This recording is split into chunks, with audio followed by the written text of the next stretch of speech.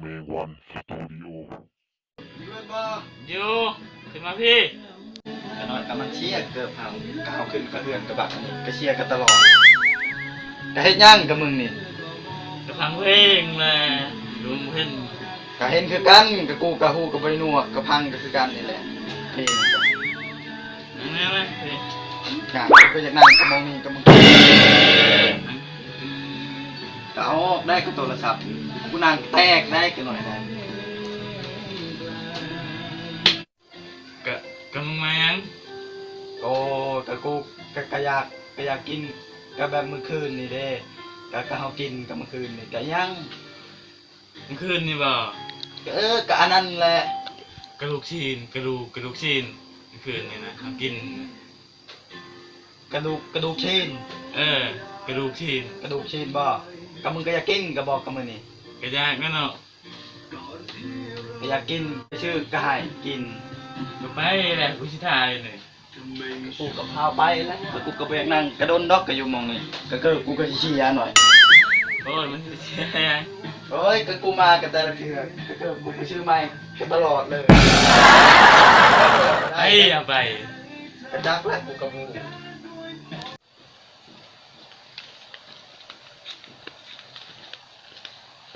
ก็ยึดก้อนกระบาวกระดำกันกระหั่นกระคายลูกชิ้นไปอยู่ทางใดอยู่พุ่นเด้ไปอยู่ตลาดก็บอกโอแม่นแล้วเราคาอยู่เพื่อนเราแล้วเดี๋ยวนี้แต่เราคาอยู่เพื่อนแต่เพื่อนเราก็ไปทางใดเพื่อนเราเด้ไปไฟแดงเลี้ยวซ้ายเราจะขอบใจว่าเป็นยังไงก็ไฟแดงก็เลี้ยวซ้ายก็อยู่ซ้ายเด้กับไฟแดงกับบ้านกระแถวนี้ก็มีว่ากับไฟแดง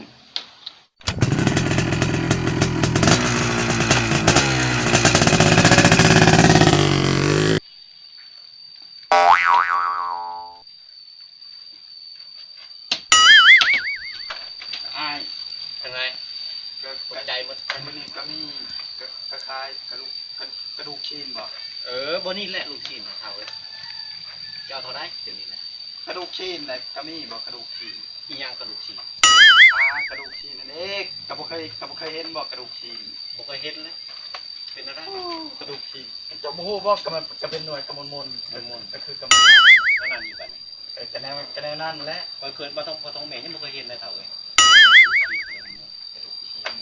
โมเมนมันก็ข้าวนะบ่กระหน่วยกำมลนี่แหละนี่อันนั้นมันลูกชิ้นบ่เท่า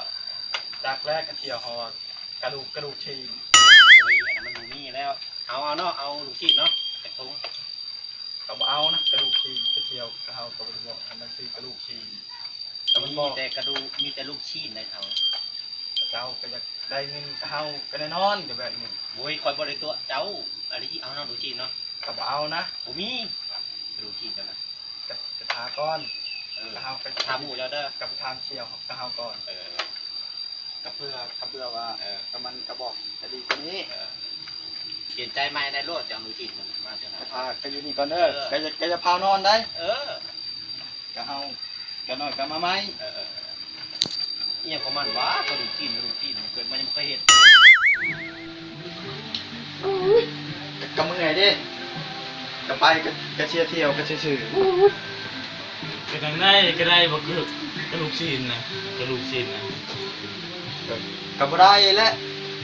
กระอายกระผู้คายกระยุหันก็บอกว่ากระบ่มีกระดูกชิ้นฮะงอยังน่ะกระดูกชิ้นกระดูกชิ้นกระเจ้ากระดูกชิ้นแต่กูบอกมึงเห็นนะกระดูกชิ้นเป็นลูกชิ้นบ่กระดูกชิ้นนั่นแหละโอ้กูเรียกว่ากระดูกชิ้นเขาว่ากระดูกชิ้นโอ้ยขัดกับมึงก็กูบอกไปซื้อลูกชิ้นเรื่องเข้าใจผิดแล้วเนี่ยมันคิดว่ากระดูกชิ้นโดนเทปมันคือมาชื่อกูว่าไก่เฮ็ดแรกกระดูกชิ้นเท่านั้นกระดูกชิ้นกระเป๋าแล้วกระเชียวเขากระเบียกินแล้วมันอยากกินกระดูกชิ้นบ้านนี้ลูกชิ้นแล้วบ้านนี้ลูกชิ้นลูกชิ้นก็เอากับอะไรดอกกับพอดีก็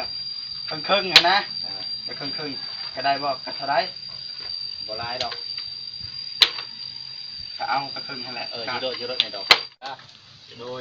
จะทำเป็นชาตีนี้เนาะโยก็ไม่นั่งกันแล้วนี่ เอากระลูกชีเจ้าแหละในนี่นะ ลายกระลายดิ รุ่นใหม่ไม่ต้องใส่ถุงยางว้าวซาตินเป็นรอบนี่ถามว่ารุ่นใหม่ ราคามันก็คือแพงเนาะ โมแพงดอกไปแล้วคอยจึงไปเอาเงินน้ำเจ้าก็ได้ ก็เจ้ากระหู้ที่กระเฮือนคอย ฮู้ ก็ไปได้กับบานนี่ เราคอยจีนอนก่อนแล้วประเด็นนะอย่ามาให้ได้ขนาดเลยเด้อ ก็ใช่กระแจวนะก็เฮ็ดแล้วก็แล้วบ่ ก็ยังกำลังสิไปเฮ็ดนี่น่ะ กูไปก็เป็นกระชั่วโมงเลยก็ยังบ่เฮ็ดแจวอีกก็หน่อยกูเตะกระหวดในกระทิมเนาะ เดี๋ยวเย็น ก็มึงเฮ็ดกันแล้วหรือยังกูเตะทิมได้ก็หน่อยนี่ ๆไปหาลงไปกินน้ำกันแต่เฮาก็ยอมนิดนึงก็บ่ได้บ่ ก็แล้วบ่กระแจวน่ะ ก็แล้วก็เฮาเฮ็ดแล้วอยู่ลุมไป ก็ว่าแบบนี้ก็แล้วเลยดิก็หน่อยก็บ่ได้กินกันดอกหน่อยกะ กระทือแม่สิลงไป โอ้กระบักนี่กระเทอมากระเทอโดนเลยก็ยังให้กูเทออีก